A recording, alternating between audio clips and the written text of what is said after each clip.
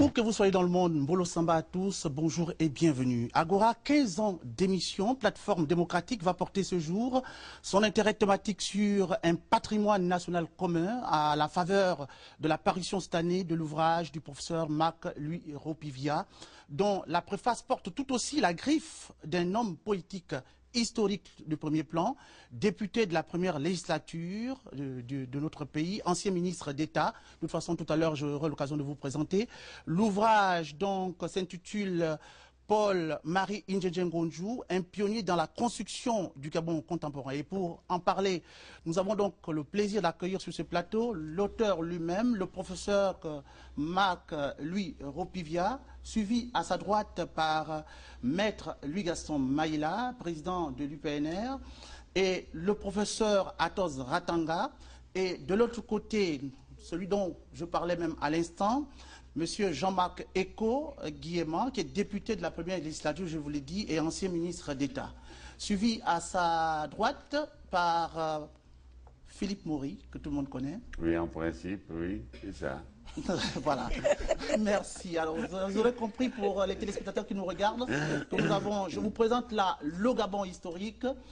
Nous avons donc la chance de recevoir sur ce plateau des aînés historiques, ceux qui ont même fait l'histoire de ce pays, Philippe Maury dans l'histoire du cinéma, et même politique, il faut le dire, et le ministre d'État Jean-Marc Eko, qui est le monument appelé un peu le dernier Mohican. Le dernier Mohican. Voilà, c'est cela. Alors, au-delà des deux premiers présidents de la République, on a cité donc Léomba et Omar Bongo Ndiba, quels ont été les hommes d'État de premier rang qui ont joué un rôle important dans la marche de l'histoire vers le Gabon moderne? En effet, au-delà des philosophies politiques différentielles entre le parlementarisme de Paul-Marie Indjendjengonju et le présidentialisme du Premier ministre Léomba, quelle est la courbe trajet du premier cité de la naissance à sa mort et par quel contexte événementiel passe-t-on? Voici de quoi parle le livre dans un style des plus appétissants, professeur, vraiment félicitations. Alors, la question que je m'avais vous poser tout de suite, dans quel contexte avez-vous écrit ce livre quand on sait qu'aujourd'hui, en effet, Paul-Marie Indjendjengonju aurait pu avoir un peu plus de 100 ans. Donc, nous en sommes au centenaire, là. Bien, je voudrais vous remercier. C'est justement ce centenaire qui est à l'origine de l'initiative de la famille Ngonju. Donc la décision de rédiger ce livre s'inscrivait dans le cadre de la célébration du centenaire de naissance le 4 juin 2012, l'année dernière, de la naissance de M. Paul-Marie Indjendjengonju, qui, comme vous le savez, avait été une grande figure parmi les trois grands protagonistes de l'indépendance de notre pays, avait été une figure marquante. Cette décision, cette initiative plutôt de la famille Ngonju rencontrait également un désir personnel. C'est que un an auparavant, mon collègue, le docteur Lucien Blaise Ndjoyi, m'avait demandé de préfacer un ouvrage dont le titre était l'Atlas biographique des hommes politiques du Gabon, dans lequel figurent nos deux aînés ici présents. Et j'avais constaté que, en vérité, il y a des grandes figures marquantes de notre accession à l'indépendance et de toute notre construction politique qui étaient absentes de l'histoire. Parmi les protagonistes, deux d'entre eux n'ont pas encore fait l'objet de suffisamment de travaux. Et donc, c'est pour cette raison qu'il y a eu une coïncidence entre l'initiative de la famille pour célébrer Paul-Marie Indjendjengonju et le désir que j'avais aussi de réaliser un ouvrage sur l'une de ces grandes figures. Étant donné que le projet de la famille Ngonju avait été très avancé et qu'ils ont porté leur choix sur ma personne, eh bien, j'ai décidé de travailler avec plaisir sur la personnalité de Paul-Marie Indjendjengonju. Et je pense que j'en suis aujourd'hui heureux. J'ai atteint mon objectif. Il s'agit d'un ouvrage qui se compose essentiellement de sa généalogie, également de son itinéraire politique depuis sa rampe de lancement à partir de la place de Port-Gentil et son parcours métropolitain, puisqu'il a été durant 9 ans sénateur du Gabon au Palais du Luxembourg, et enfin les débuts de sa carrière nationale, c'est-à-dire à partir de 1957, au moment où il vient à présider l'Assemblée territoriale. Il a dirigé le Parlement gabonais monocaméral à l'époque, dans toutes les mutations que ce Parlement a subies, puisque en 1957, il est président de l'Assemblée territoriale, en 1958, il est président de l'Assemblée législative, et en 1960, il est président de l'Assemblée nationale.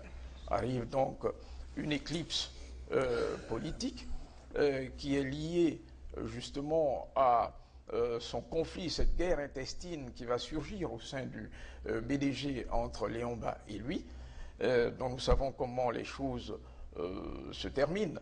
Il est donc incarcéré, il est de retour, arrive ce que l'on appelle couramment en politique une traversée du désert, et enfin il est de retour à partir de 1975, lorsque le président Bongo le sollicite pour devenir à nouveau président de l'Assemblée nationale. Donc il s'agit là de l'essentiel des aspects que j'ai abordés dans le livre, en y ajoutant un certain nombre d'annexes qui portent sur ses accomplissements au plan économique, parce que c'était aussi un visionnaire au plan économique à qui nous devons un certain nombre de réalisations dont nous ne savions pas trop au moment où nous les connaissions en 1968 par une chanson de Mac Joss, n'est-ce pas, lorsqu'il est question du port d'Ovendo, du chemin de fer Ovendo-Belinga, nous étions loin de nous imaginer que le président Ngonjou s'était impliqué personnellement au Sénat français pour la réalisation de ces projets en République gabonaise.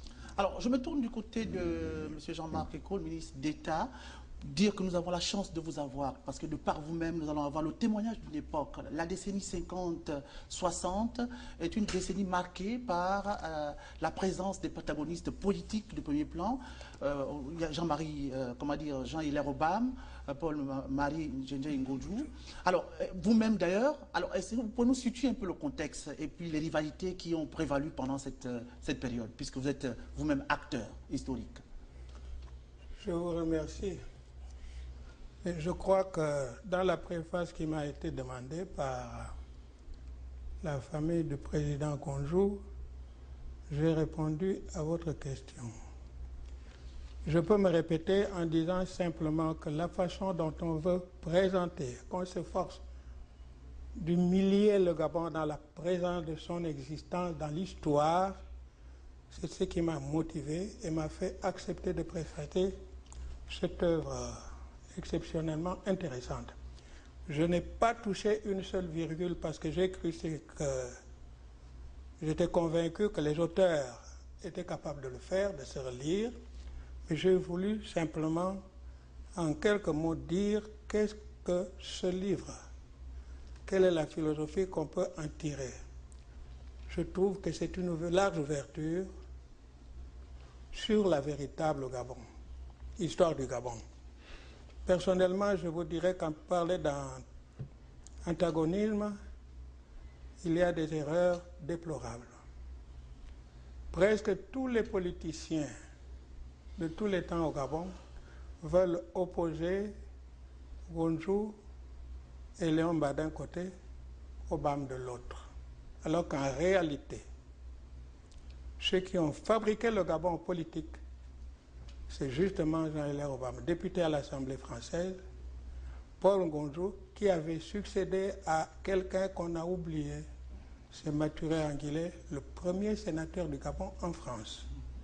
Troisièmement venait René-Paul Souzat, qui lui était Guichir. Voilà les véritables auteurs qui ont confectionné ce pays. Et la vision qu'on doit avoir, on doit la tirer de la philosophie que ces gens-là ont exprimée dans leur existence. Eh bien, c'est déplorable de constater, par exemple, que les historiens que je mets entre guillemets, qui parlent du Gabon, opposent le BDG de Léon Mba à l'UDSG d'Obam. alors qu'en réalité, Léon Mba n'avait pas créé l'UDSG. Il ne faut pas oublier que Léon Mba était un homme de gauche, c'est tout à son honneur. Ça lui a valu une déportation en Ubangui-Chari. Et j'ai eu le plaisir de visiter la case Léon Mba à Bambari en 1969, lorsque j'étais en mission là-bas, comme ministre de l'Agriculture, en compagnie de Patassé, qui à l'époque était également ministre de l'Agriculture. La façon dont les Centrafricains ont conservé et continuent à vénérer la case Léon Mba n'a rien de comparable à la façon dont nous nous humilions ici. Les Gabonais se tuent.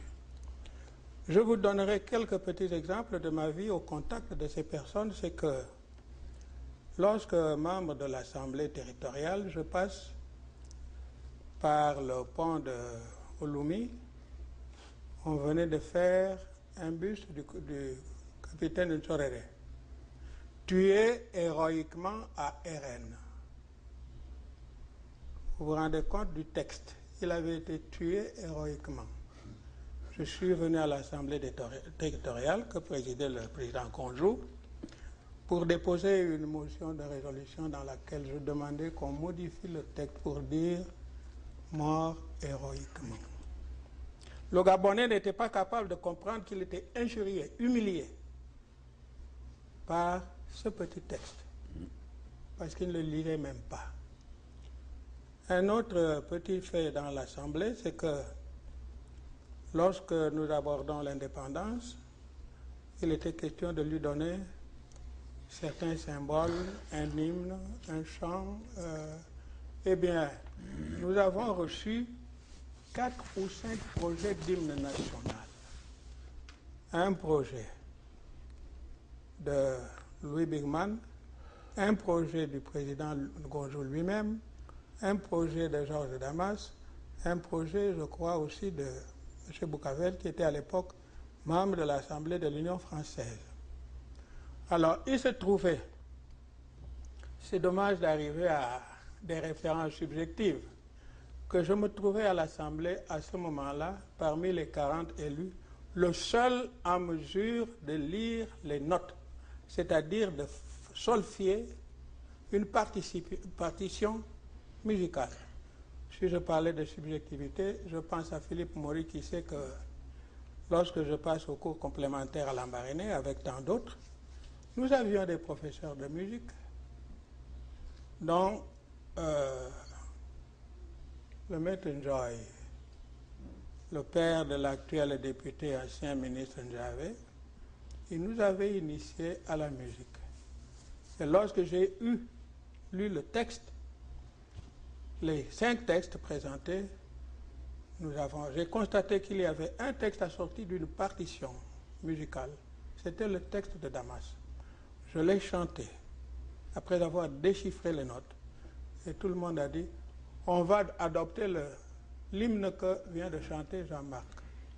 Si j'avais été un vrai Gabonais, entre guillemets, j'aurais depuis ce moment-là revendiqué d'être co-auteur de l'hymne pour l'avoir déchiffré. Personne d'autre n'était capable de lire ça. Et j'ai un jeune compatriote qui un jour a essayé d'en parler en essayant de transposer, de déplacer tout le clergé qui est venu chanter à l'Assemblée. Mais le clergé n'avait pas à venir à l'Assemblée, c'était notre député, notre travail à nous. Oui. Voilà dans quelles conditions a été adopté l'hymne national gabonais. Et je suis très heureux de le dire à la presse, parce que souvent on me considère comme quelqu'un d'un abord cassant, et je l'accepte avec plaisir, parce que je n'accepte pas d'être abordé par n'importe qui. Oui, quand on voit une... Oui. Vous permettez, en fait, je voulais vous poser une question pour vous relancer par rapport au contexte de ce temps, donc de la décennie 50-60, enfin, avant donc les indépendances. Vous avez dit tout à l'heure qu'il n'y avait pas d'antagonisme entre Léon Mba et Jean-Hilaire Obam, mais qu'en a-t-il été lorsque... Je n'ai pas dit entre Léon Mba et Jean-Hilaire Obam.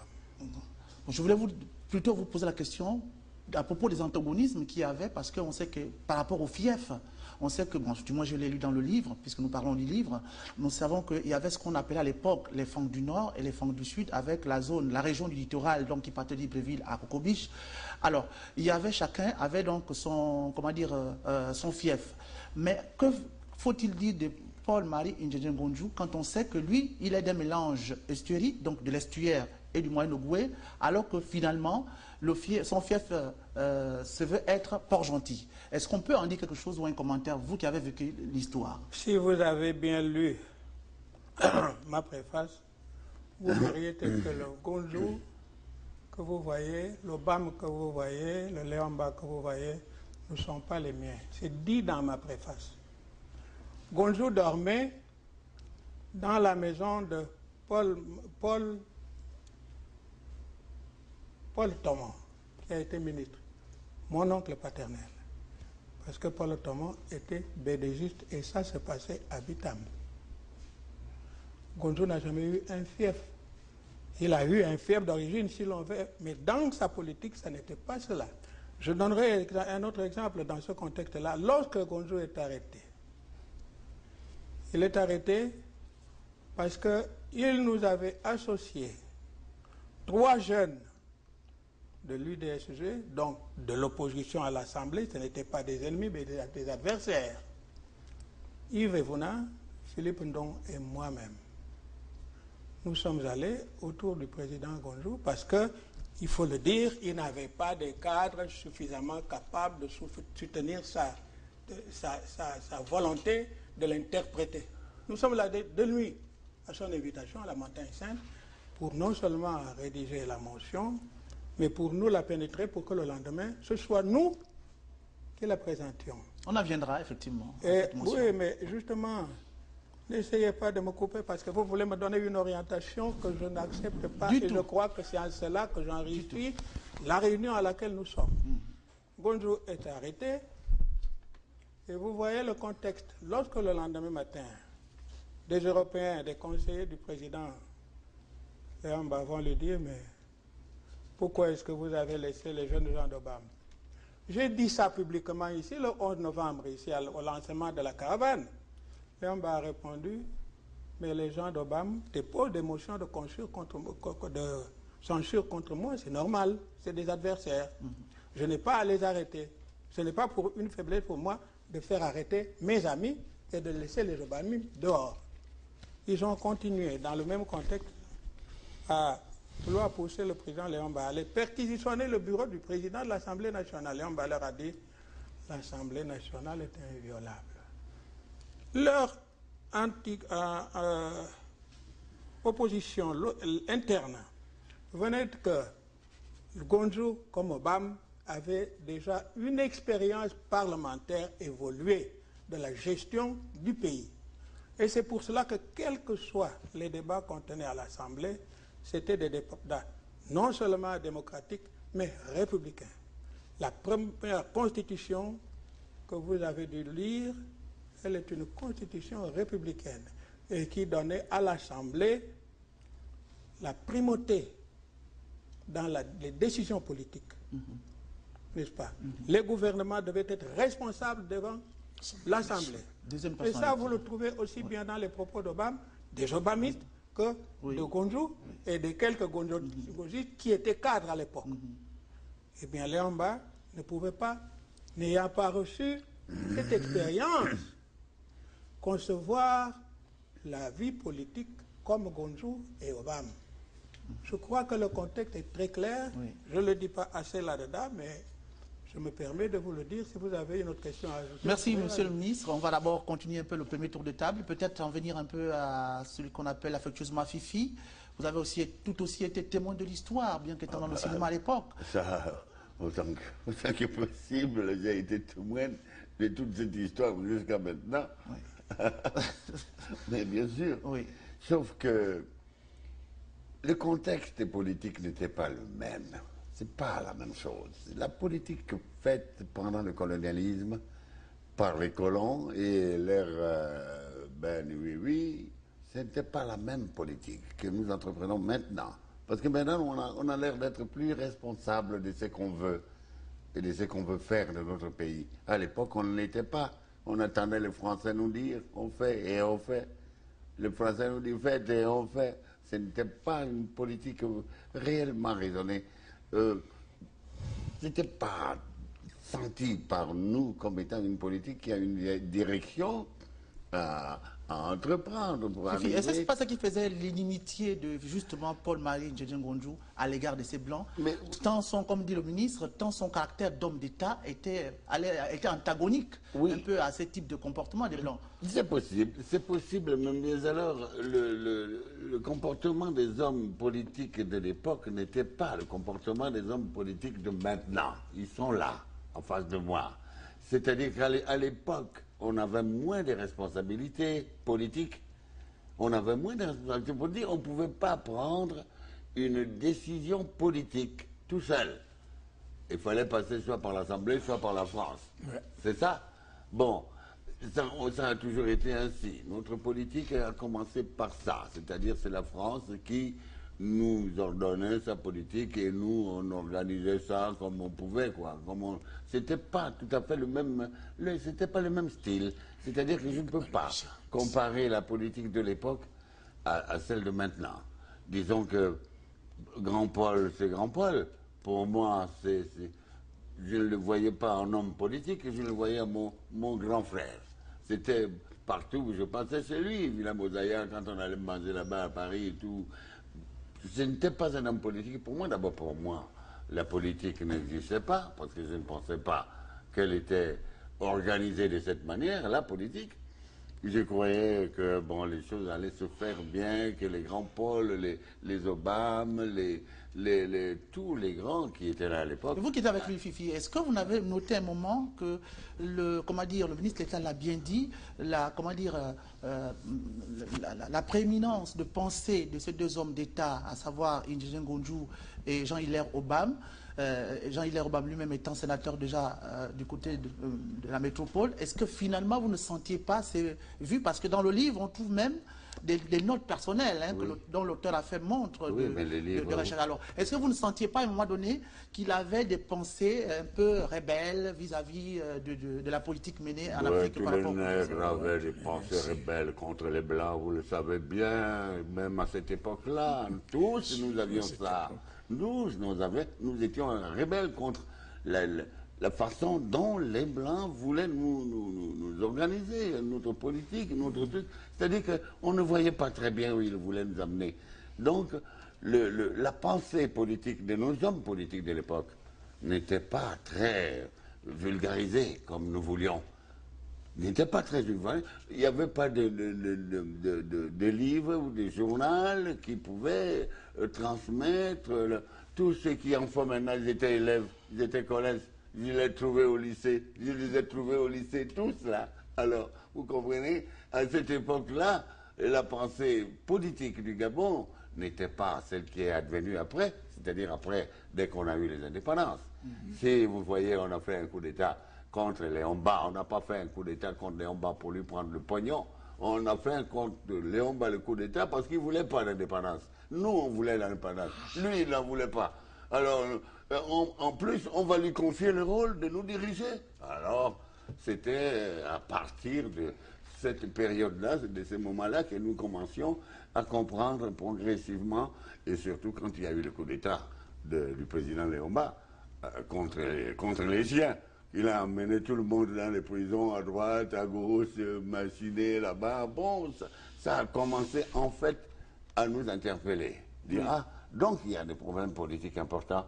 C'est à partir de ce moment-là que nous avions commencé réellement à nous intéresser aux problèmes Justement, politiques. on va donner donc la parole un Oui. peu à l'historien avant le politique, parce qu'on verra un peu on fera la symétrie, hein, parce que Paul Marie a déjà été président du Conseil économique et social, comme l'a été Monsieur le Premier ministre, ici, Louis Gaston Maïla, président de l'UPNR.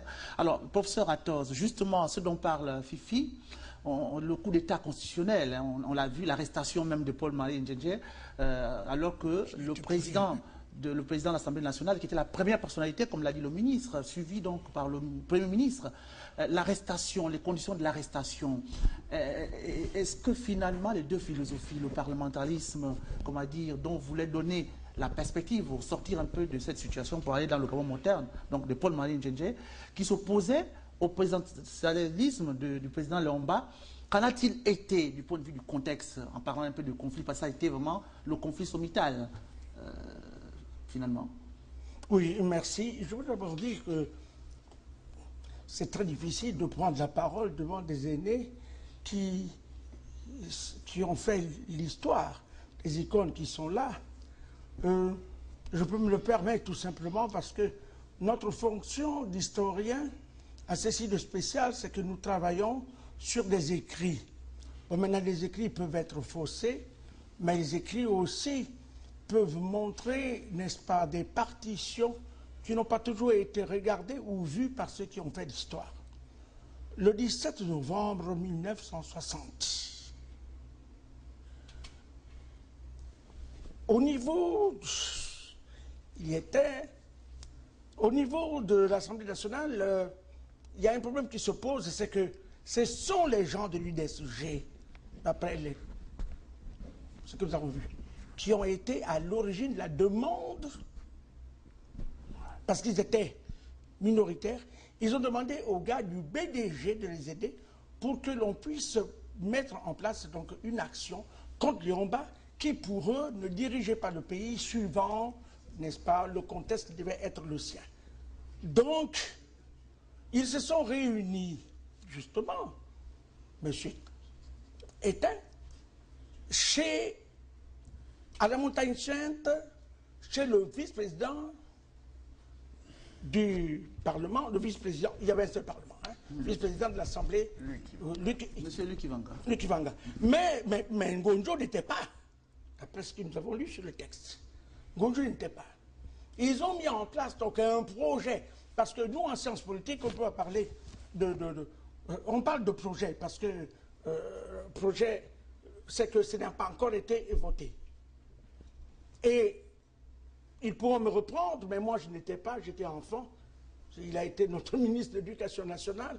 Donc, il est écrit que ces hommes se sont réunis chez Likivanga. Il y avait quelqu'un même, Diaboni, était public. Je suis allé voir M. Diaboni pour pouvoir m'en parler.